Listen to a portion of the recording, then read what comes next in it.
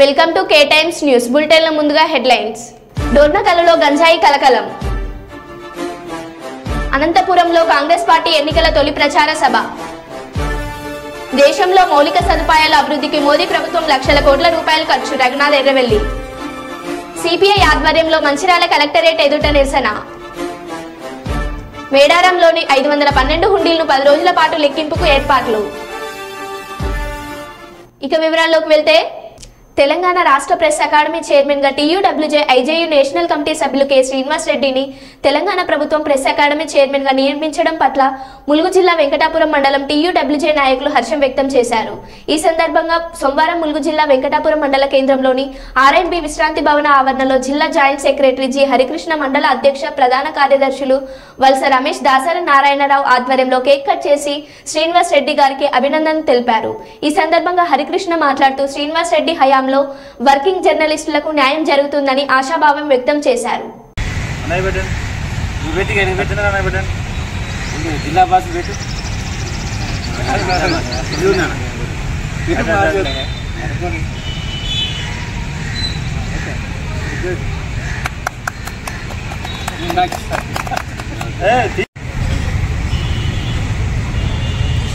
వెంకటాపురం మండల కమిటీకి ధన్యవాదాలు తెలియజేస్తున్నాం.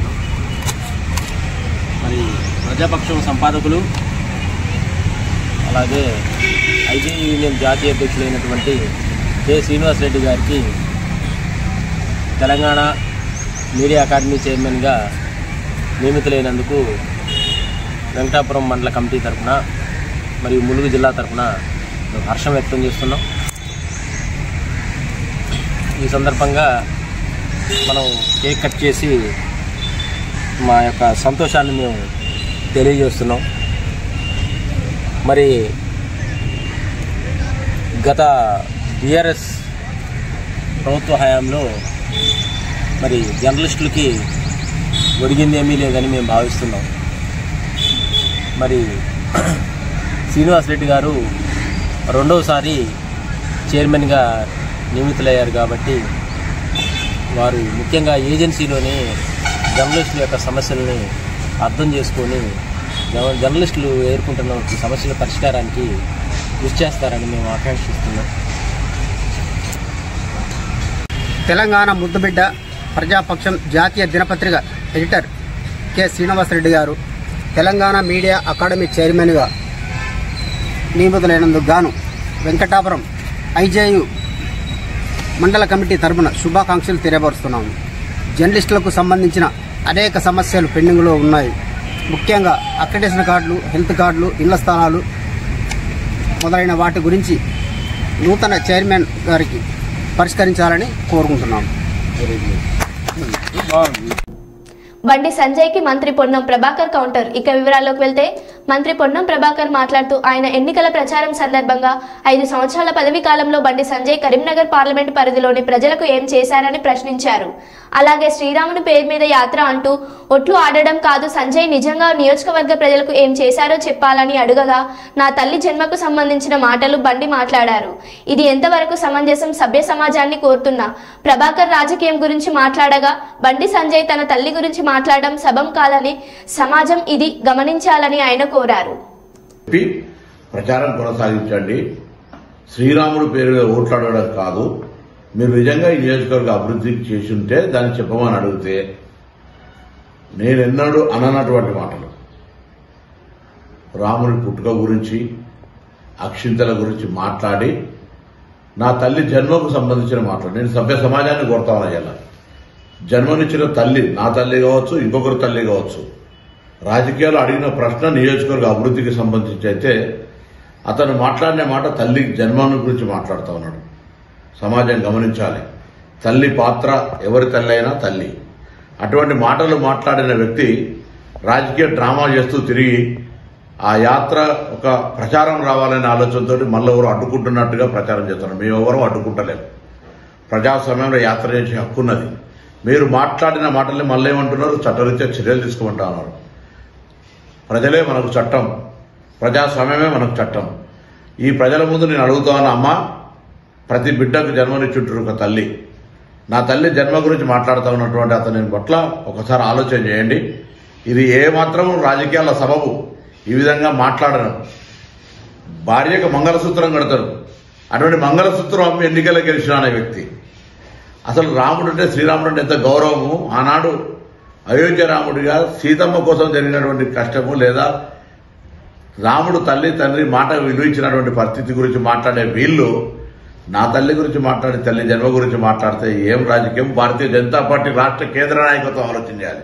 నేను వాళ్ళని అడుగుతా ఉన్నాను, మీరు ఇటువంటి నాయకునికి ఇటువంటి మాటలకు ఇటువంటి డ్రామాకు మీరు సమర్థిస్తున్నా కూడా స్పష్టం చేయమని నేను బీజేపీ రాష్ట్ర అధ్యక్షుని అడుగుతా ఉన్నా. ఈ జిల్లాకు సంబంధించిన ఇద్దరు బీజేపీ నాయకులను అడుగుతా ఉన్నా, ప్రజలను అడుగుతా ఉన్నా. నేను ఏ విధంగా మాట్లాడినా నేను ఈ నియోజకవర్గ ఎంపీగా ఇయ్యాల కూడా బహిరంగ చర్చకు సిద్ధమని 6 నెలలుగా ఏడాది నుంచి అడుగుతా ఉన్నా. ఈ నియోజకవర్గం మీద మీరేం చేసినా 5 ఏళ్లలో నేనేం చేసినా, మీరు నియోజకవర్గ ప్రజలకు ఏం చేయలేదని, మీరు ప్రజల లోపల తిరుగుబాటు వస్తుందని, ఓడిపోతానే భయంతో ఇటువంటి ప్రస్తావన తెచ్చి మీరు రాజకీయ లబ్ధి పొందే ప్రయత్నం చేస్తే, ఈ మాట ఆనాడు కేసీఆర్ గారు హిందుగాలు బొద్దుగాలు అంటే ఏ విధంగా ఎన్నికలకు వాడుకున్నావో నీ గెలుపు ఇవాళ తల్లి మాట నీ సమాధికి కారణం కాబోతుంది. బండి సంజయ్ జాగ్రత్త అనే మాట సందర్భంగా గమనిస్తున్నా. మేము హింసవాదులం కాదు, మేము కాంగ్రెస్ పార్టీ వాళ్ళం. మేము యాత్రకు అడ్డుపడతలేము. దాని పేరు మీద శవం మీద పిల్లలు ఎదుర్కొనే విధంగా యాత్రను అడ్డుకుంటున్నామని లబ్ధి పొందే ప్రయత్నం చేయకు. యాత్ర చేసుకో, ఏమైనా మాట్లాడుకో, కానీ నాలిక ఒళ్ళు అన్ని దగ్గర పెట్టుకొని మాట్లాడమని హితవు చెప్తాను. హన్మకొండ జిల్లా కేయూలోని పరిపాలన భవనం ముందు కేయూ పార్ట్ టైం అధ్యాపకులు నల్ల బ్యాడ్జీలు ధరించి నిరసన చేశారు. పార్ట్ టైం అధ్యాపకులు తమ సమస్యలను పరిష్కరించాలని ధర్నా చేపట్టారు. అర్హత కలిగిన పార్ట్ టైం అధ్యాపకులను కాంట్రాక్ట్ అధ్యాపకులను అకాడమిక్ కన్సల్టెంట్ గా మార్చాలని, అలాగే పీరియడ్ రెమ్యునరేషన్ 700 నుండి 1000 రూపాయలకు పెంచాలని డిమాండ్ చేస్తూ పార్ట్ టైం అధ్యాపకులు పరిపాలన భవనం ముందు బైఠాయించి నిరసన కార్యక్రమం చేపట్టారు. అట్లా మాట్లాడితే బాగుంటుందని నా వ్యక్తిగత అభిప్రాయం. నిర్మాణం చెప్పమ్మా, నేను మట్టి ఏమనట్లేదు.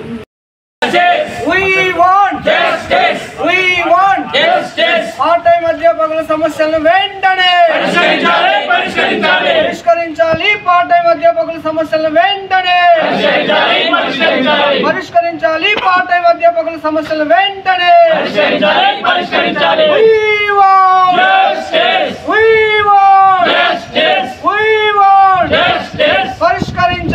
పార్ట్-టైం అధ్యాపకుల సమస్యలను వెంటనే పరిష్కరించాలి. పార్ట్-టైం అధ్యాపకుల సమస్యలను వెంటనే పరిష్కరించాలి. పార్ట్-టైం అధ్యాపకుల సమస్యలను వెంటనే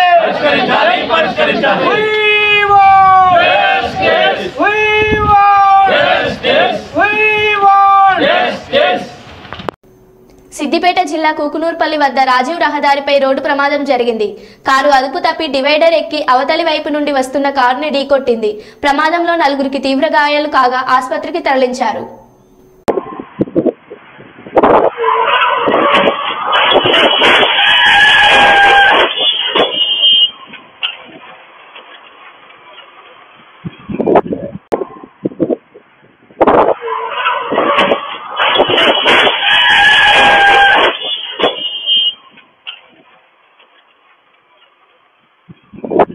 ప్రయాణికులకు మెరుగైన సౌకర్యాలు కల్పించేందుకు అమృత్ స్టేషన్ పథకం కింద 25.41 కోట్లతో వరంగల్ రైల్వే స్టేషన్ అభివృద్ధి చేసేందుకు ప్రధానమంత్రి నరేంద్ర మోడీ వర్చువల్గా ఈ పనులను సోమవారం ప్రారంభించారు. వరంగల్ రైల్వే స్టేషన్ను మరింత ఆధునీకరించనున్నారు. కాకతీయుల కోటాలో మనకు దర్శనమిచ్చే ఎలిఫెంట్ గ్రానైట్లను ఉపయోగించి చెక్కిన ఏనుగుల గుర్తులను వరంగల్ రైల్వే స్టేషన్కు ముందు భాగం నుంచి ఎలివేషన్ వచ్చేలా నిర్మించనున్నారు. దేశవ్యాప్తంగా 554 తెలంగాణ రాష్ట్రంలో 15 రైల్వే స్టేషన్లు ఆధునీకరించనున్నారు. ఇందులో వరంగల్ రైల్వే స్టేషన్ కూడా ఉండటం వరంగల్ ప్రజలు అదృష్టంగా భావిస్తున్నారు. ఇలా అంతర్జాతీయ ప్రమాణాలతో వరంగల్ రైల్వే స్టేషన్ను మరింత ఆధునీకరించనున్నారు.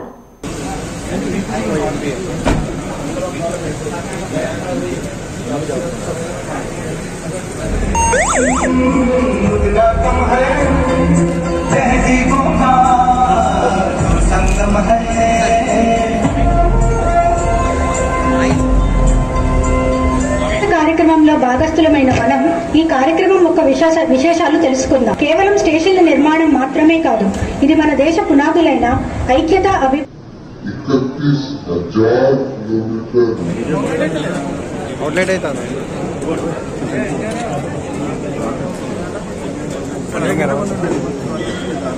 भारत माता की जय। సాయి జై సాయి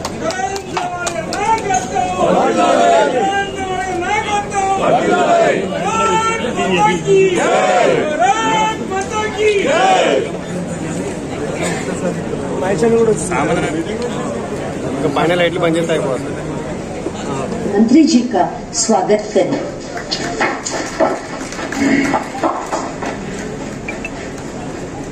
जनप्रिय जनसेवक प्रधानमंत्री श्री नरेंद्र मोदी जी के मार्गदर्शन में विकसित भारत निर्माण के संकल्प को सिद्धि तक पहुंचाने रानी कमलापति स्टेशन भोपाल आदि के रूप में नजर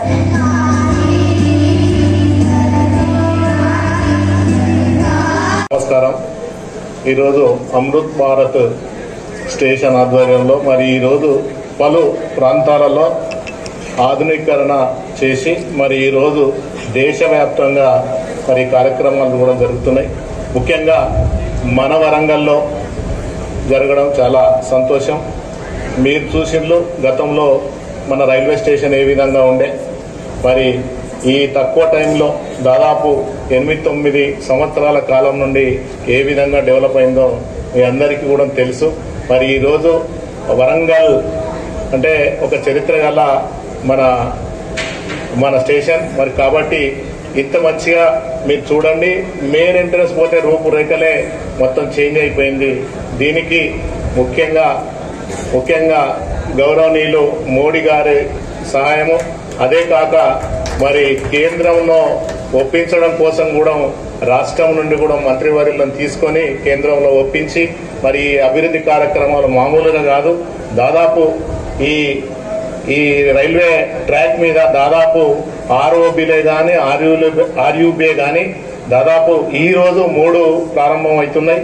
మరి ఇది ఒకటి, మరి కాజీపేటలో ఒకటి, కొనికిచెర్ల ఒకటి, మరి ఈ 3 ఏ ప్రాంతాలలో కూడా ఈ రోజు ప్రారంభం అవుతున్నాయి।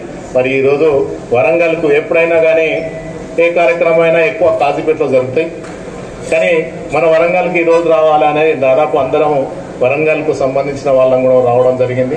చాలా గొప్పగా 2 ట్రాకులు 3 ట్రాకులు ఉండే ఈరోజు 4వ ట్రాకు స్టేషన్ కూడా చాలా అభివృద్ధి చెందింది। దాంట్లో కేంద్రం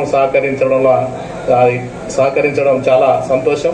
అదేవిధంగా మరి ఇదొక్కటే కాదు, నేను 2 టర్ములు అంటే ఎంపీగా చేసిన కాలం నుండి దాదాపు 3,260 కోట్లు కేంద్రం నుంచి నిధులు తీసుకొచ్చి మరి కేంద్రంలో వారిని నొప్పించి దాదాపు అమృత్ స్కీమే కానీ, హృదయ్ స్కీమే కానీ, మరి లేకుంటే రూర్బన్ స్కీమే కానీ, మరి బీజేపీ ఎమ్మెల్యేలు బీజేపీ ఎంపీలున్న మన గౌరవ బండి సంజయ్ కంటే కూడా మన వరంగల్ ప్రాంతానికి ఎక్కువ తీసుకురావడంలో మనం ముందున్నాం। ఎందుకంటే ఇన్ని 1000 కోట్లు తీసుకొచ్చిన మన రేవంత్ రెడ్డి కానీ లేకుంటే బండి సంజయ్ కూడా తీసుకురాలేదు। మరి ఇన్ని నిధులు కేంద్రం నుంచి మన వరంగల్కు ఇవ్వడం చాలా సంతోషం। మరి ఏదైనా అభివృద్ధి చేసిన దాన్ని మనం ఒప్పుకోక తప్పదు కాబట్టి దాన్ని రాష్ట్రం నుంచి కూడా నాయకులు, ముఖ్య నాయకులే కానీ ఇక్కడ తెలంగాణ గవర్నమెంటే కానీ మరి కేంద్ర సహాయం కూడా తీసుకొని ఇన్ని సంక్షేమ పథకాలే కానీ ఇన్ని డెవలప్మెంట్లే కానీ చేయడంలో మరి ముందుంది।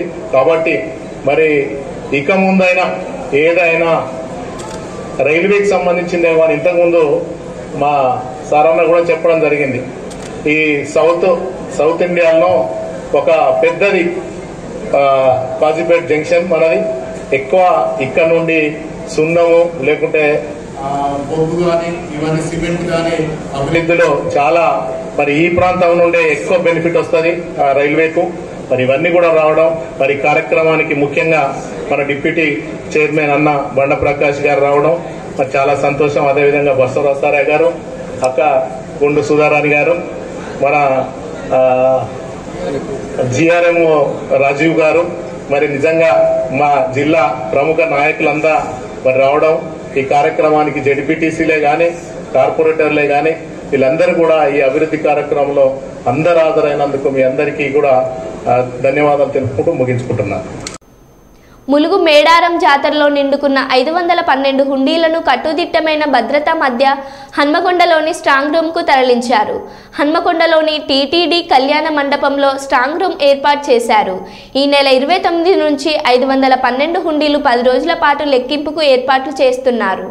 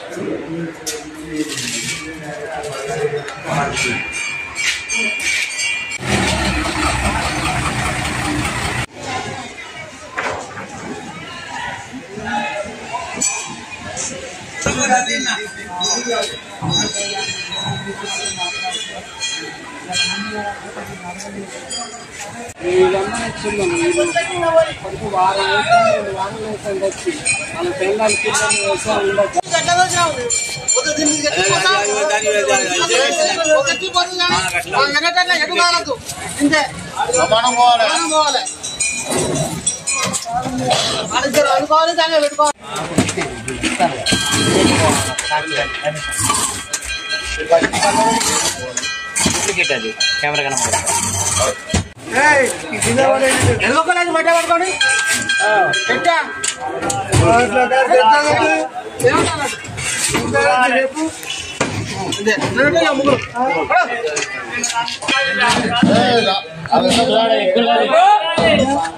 ఎక్కువ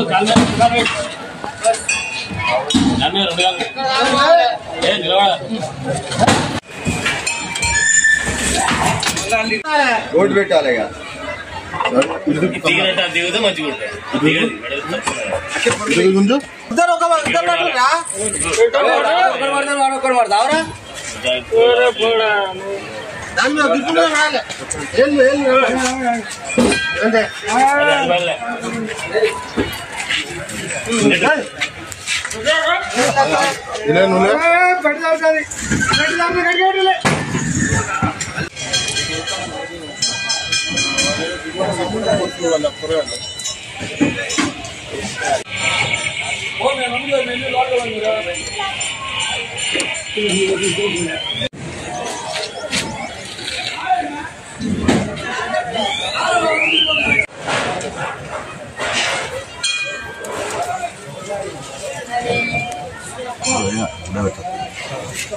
కేంద్ర ప్రభుత్వం తీసుకువచ్చిన రైతు వ్యతిరేక 3 నల్ల చట్టాలను రద్దు చేయాలని సిపిఐ ఆధ్వర్యంలో మంచిర్యాల కలెక్టరేట్ ఎదుట నిరసన వ్యక్తం చేశారు. అనంతరం కలెక్టర్కు వినతి పత్రం సమర్పించారు. ఈ సందర్భంగా సిపిఐ జిల్లా కార్యదర్శి రాముడు లక్ష్మణ్ మాట్లాడుతూ రైతులు పండించిన పంటలకు గిట్టుబాటు ధర కల్పించాలని, స్వామినాథ సిఫారసులను అమలు చేయాలని, వ్యవసాయ బావులకు ఉచిత విద్యుత్ ఇవ్వాలని డిమాండ్ చేశారు. కేంద్ర ప్రభుత్వం మండి వైఖరి రైతులపై చేస్తున్న కేంద్ర ప్రభుత్వం మండి వైఖరి రైతులు పండించిన పంటకు కనీస మద్దతు ధరను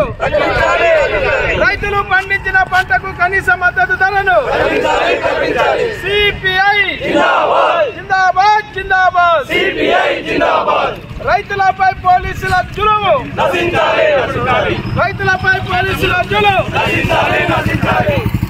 రైతు వ్యతిరేకంగా అమలుస్తున్నటువంటి కేంద్ర ప్రభుత్వం మండి వైఖరి రైతు వ్యతిరేక 3 నల్ల చట్టాలను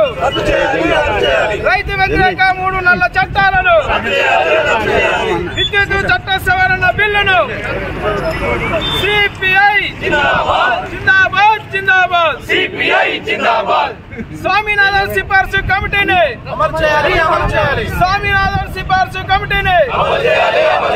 సిపిఐ మహిబాద్ జిల్లా కురవి మండలంలో గంజాయి కలకలం సృష్టించింది.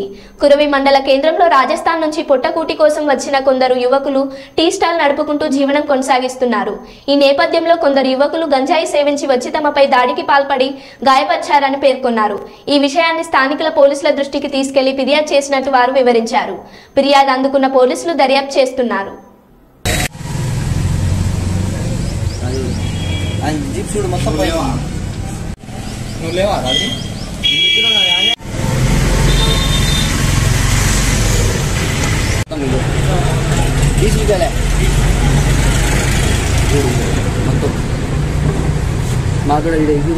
మొత్తం పోయింది. పత్ర लगाया था, पत्थर मारा मैं ऐसा क्या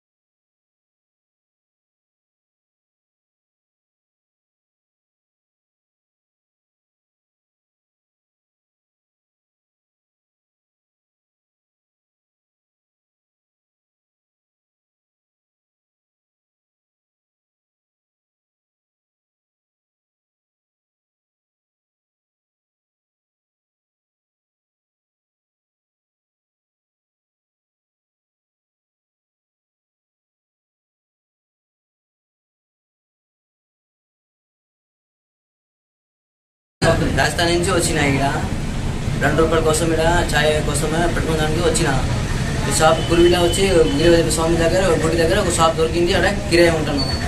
ఆ కిరాయి ఉంటేనే పొద్దున్న నేను 12 గంటలకు ఉంటాను నైట్. తర్వాత బంద్ చేస్తాను. రాత్రి 10 గంటలకు వస్తాడు ఆ పిల్లగాడు గ్యాంగ్ వస్తాడు. మందు తాగి గంజా తాగి వచ్చిండు. అప్పుడే ఏమండి అడిగినా పోయిండు. దీన్ని కూడా సప్లైకి ఉంటాం. మళ్ళీ పోలీస్ స్టేషన్లో పోయిన పొద్దున పోలీస్ స్టేషన్ వాళ్ళు ఏమన్నాడు, మళ్ళీ అంత నేను చూస్తానంటారు. మళ్ళీ ఇది 5 సార్లు గొడవ అయింది. నైట్ కూడా పోలీస్ వాళ్ళకి ఫోన్ చేసిన, పోలీస్ వాళ్ళు రాలే. మళ్ళీ పొద్దున పోయి స్టేషన్లో పోయి అప్పుడే పిటిషన్ గారు రాలే. తర్వాత తర్వాత ఆయన పిటిషన్ రాసిన తర్వాత పోలీస్ వాళ్ళు మా దగ్గర రాలే. మళ్ళీ ఆయన మళ్ళీ కొద్దిగా వచ్చి మాకు వార్నింగ్ ఇచ్చిండు, ఇది నువ్వు కేసు పెడతా నీకు మర్డర్ చేస్తా. మళ్ళీ పక్కనే మందు అమ్ముతాడు. మందు తాగి ఎవరు ఇక్కడ మా ఛాయ్ కస్టమర్ వస్తే అప్పుడే గొడవ చేస్తారు. ఎవరు వచ్చి చేస్తారు, గొడవ చేస్తారు. ఇక్కడ మళ్ళీ ఏమంతా నీకు మర్డర్ చేస్తా అంటాడు. ఇది తీసుకున్నాడు. నైట్ వచ్చి గొడవ చేసిండు. ఆ కాలు మొత్తం ఆయన కొట్టిండు, మాగినాడు కొట్టిండు, మొత్తం కొట్టిండు. మళ్ళీ ఇది తీసి మళ్ళీ ఆయన ఇంకోటి పిల్లగాడిగా కొట్టిండు. ఆయన ఫేమస్ అయింది. ఆయన మాట వస్తలేదు, ఏం వస్తలేదు. నేను ఏడ్చిన 4 గంటలు ఏడిచిన. ఎవరు బయటికి రాలే. పొలిటీషియన్ ఫోన్ చేసిన పొలిటీషియన్ వాళ్ళ పోలీసు ఎవరు రాలే మా దగ్గర. తర్వాత పొద్దున పోయి పిటిషన్ రాయనే పిటిషన్ గారు రాయలే. తర్వాత పోయి ఆడ చెప్పినప్పుడే ఆయన పిటిషన్ రాసిండు.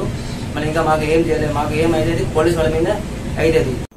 అమృత్ భారత్ పథకంలో భాగంగా ప్రధానమంత్రి శ్రీ నరేంద్ర మోదీ ఈ రోజు వర్చువల్ గా మంచిర్యాల రైల్వే స్టేషన్ పునర్నిర్మాణ పనులకు శంకుస్థాపన మరియు జిల్లాలో 3 అండర్ పాస్ల ప్రారంభోత్సవ కార్యక్రమంలో మంచిర్యాల రైల్వే స్టేషన్లో ఏర్పాటు చేసిన కార్యక్రమంలో బీజేపీ మంచిర్యాల జిల్లా అధ్యక్షులు రఘునాథ్ వెర్రవెల్లి పాల్గొని మంచిర్యాల అమృత్ భారత్ రైల్వే స్టేషన్ పునర్నిర్మాణ పనులు శంకుస్థాపన మరియు 3 అండర్ పాస్లను రైల్వే అధికారులతో కలిసి ప్రారంభించడం జరిగింది. ముందుగా విద్యార్థులు రైల్వే అధికారులు విద్యార్థులచే సాంస్కృతిక కార్యక్రమాలను ఏర్పాటు చేయడం జరిగింది. అనంతరం ఈ సందర్భంగా రఘునాథ్ మాట్లాడుతూ గత 10 సంవత్సరాల పాలనలో నరేంద్ర మోదీ ప్రభుత్వం దేశంలో మౌలిక సదుపాయాలు అభివృద్ధికి లక్షల కోట్ల రూపాయలు కేటాయించి ప్రజలకు అన్ని రకాల సదుపాయాలు కల్పిస్తున్నారని అన్నారు.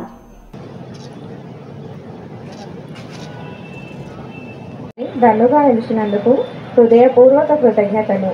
ప్రతి స్టేషన్లో శంకుస్థాపన ద్వారా మనం కేవలం బిల్డింగ్ 9.5 సంవత్సరాలలో ప్రధానమంత్రి నరేంద్ర మోదీ గారు దేశంలో ఇన్ఫ్రాస్ట్రక్చర్ అటు ఎయిర్పోర్ట్లు, ఇటు నేషనల్ హైవేస్, గ్రామీణ ప్రాంతాల్లో ప్రధానమంత్రి సడక్ యోజన, దాంట్లో భాగంగా రైల్వేస్ని కూడా డెవలప్ చేస్తూ వస్తుంది.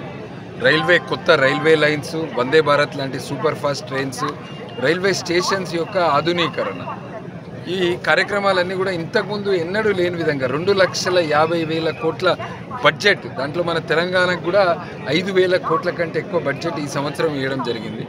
ఈరోజు తెలంగాణలో ఒక 15 రైల్వే స్టేషన్స్ని అమృత్ భారత్ పథకంలో ప్రధానమంత్రి గారు శంకుస్థాపన చేయడం జరిగింది.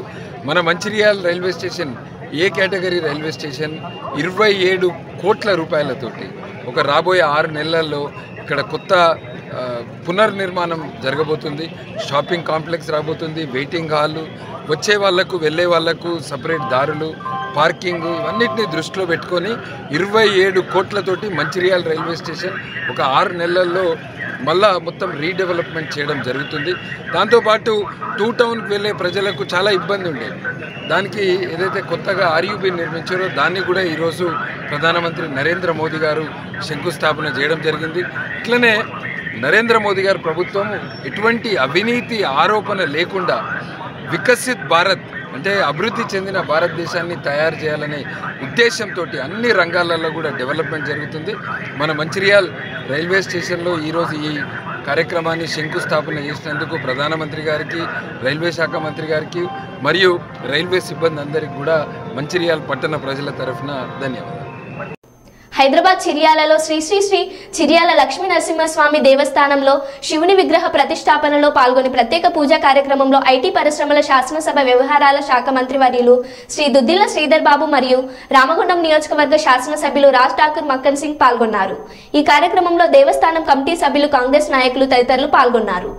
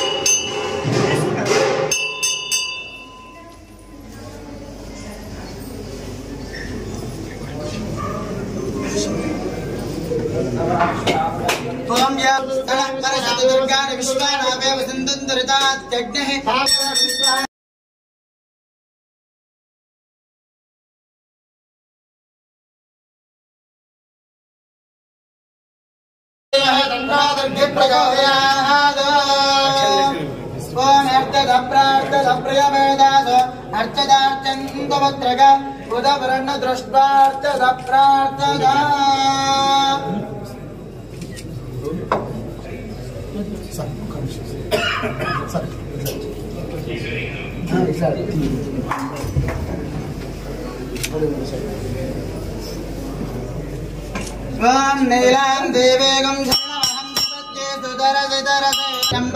ధరుణప్రధవ్య అస్కేశానాజగత కృష్ణవద్ది విశ్వస్య దర్శయంతి సుభవతి శివాన అస్పదానం సర్వవ్యాధినివారణో